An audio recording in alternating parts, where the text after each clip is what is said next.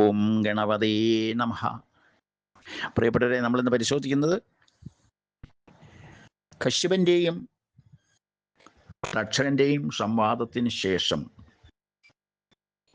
ആ കൊട്ടാരത്തിലുണ്ടായ ആ കാര്യങ്ങളെ പറ്റിയാണ്. രാജാവ് മന്ത്രിമാരെയും മുനിമാരെയും പൗര പ്രമുഖന്മാരെയും ഒക്കെ വിളിച്ചുകൂട്ടി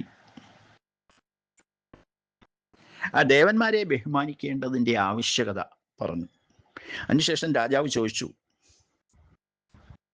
ആ മനുഷ്യനായാല് മരിക്കുന്ന സമയത്ത് മോക്ഷത്തിന് എന്താണ് മാർഗം എന്നുള്ളത് നിങ്ങൾ പറഞ്ഞു തരണം.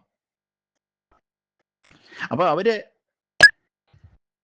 അതേപ്പറ്റി കൂടി ആലോചിച്ച് മറുപടി പറയുന്നതിന് മുമ്പ് തന്നെ വ്യാസപുത്രനായ ശുകൻ അവിടേക്ക് എഴുന്നള്ളി. ജന്മനാ തന്നെ മുക്തി നേടിയ വ്യാസപുത്രൻ ദിഗംബരനായിട്ട് അവിടേക്ക് പ്രവേശിച്ചു. ഇന്ദ്രസഭയിലേക്ക് വ്യാഴം കടന്നു വന്നാൽ ഏത് വിധത്തിൽ ഏവരും പെരുമാറുമോ അതേ രീതിയിലുള്ള ആ പെരുമാറ്റങ്ങൾ അവിടെ ഉണ്ടായി. അത്രമാത്രം ബഹുമാനത്തോടെ ശ്രീ ശുകമഹർഷിയെ ഏവരും സ്വീകരിച്ചതിന് ശേഷം അവർ രാജാവിനോട് പറഞ്ഞു, ഞങ്ങളോട് ചോദിച്ച ഈ ചോദ്യം ശ്രീ ശുകമഹർഷിയോട് ചോദിച്ചാൽ അദ്ദേഹം വ്യക്തമായ മറുപടി പറയും. അതനുസരിച്ച് രാജാവ് അദ്ദേഹത്തിന് ഒരു ഇരിപ്പിടം നൽകി വേണ്ട കാര്യങ്ങളൊക്കെ അന്വേഷിച്ച ശേഷം ശ്രീ ശുകമഹർഷിയോട് ആ മോക്ഷത്തിനുള്ള മാർഗത്തെ പറ്റി അന്വേഷിച്ചു. അപ്പോൾ ശ്രീ ശുകമഹർഷി ആ പവിത്രം ധരിച്ച് ഗുരുവന്ദനവും ചെയ്തതിന് ശേഷം കൃഷ്ണന്റെ കഥ അഥവാ മഹാഭാഗവത കഥ പറയുവാൻ ആരംഭിച്ചു. 7 ദിവസത്തെ കഥാശ്രവണത്തിന് ശേഷം ശുക മുനി മടങ്ങി. അപ്പോൾ രാജാവ് കൂടെയുള്ളവരോട് പറഞ്ഞു, 7 ദിവസം പിന്നിട്ടിരിക്കുകയാണ്, ഇനി രാത്രിയാകുന്നതിന് അല്പസമയം കൂടി മാത്രമേ ഉള്ളൂ. അതുകൊണ്ട് നമുക്ക്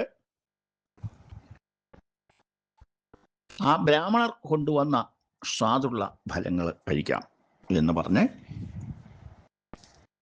ആ സജീവന്മാരോടുകൂടി ഫലമൂലങ്ങൾ എടുത്ത് പാകപ്പെടുത്തുമ്പോൾ ഒരു ഫലത്തില് ഒരു ചെറിയ കൃമിയെ കാണുകയുണ്ടായി.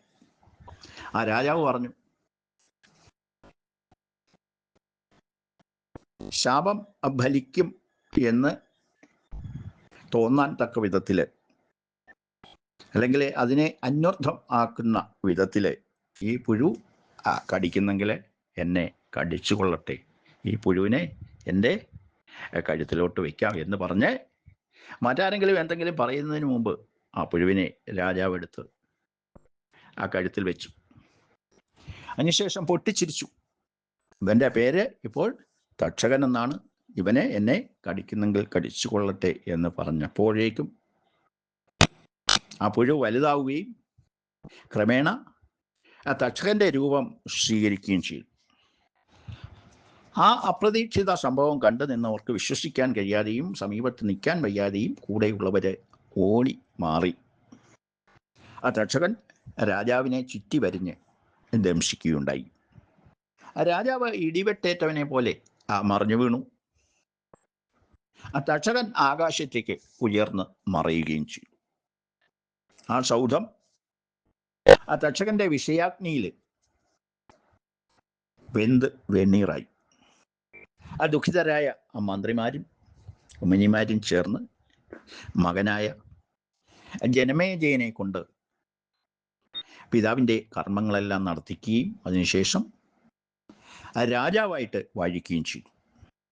ആ ജനമേജയൻ പിതാവിൻ്റെയും പിതാമഹന്മാരുടെയും രീതി അനുസരിച്ച് ആ പ്രജകൾക്ക് ഹിതകരമായ രീതിയിൽ രാജ്യം ഭരിക്കുകയും കുറെ കാലത്തിന് ശേഷം കാശി രാജാവായ സുവർണവർമ്മന്റെ പുത്രിയായ വവുഷ്ടമയെ വിവാഹം കഴിക്കുകയും ചെയ്തു. അവരങ്ങനെ സുഖമായി കാലം കഴിച്ചു എന്ന് പറഞ്ഞുകൊണ്ട് കശ്യപ അതക്ഷക സംവാദത്തിന് ശേഷമുള്ള ആ കഥകൾ ഇവിടെ പൂർത്തിയാവുകയാണ്. നാളെ നമുക്ക് നാസ്തികോദ്ഭവത്തെ പറ്റി മനസ്സിലാക്കാം. ഓം വിഷ്ണുവേ നമഃ.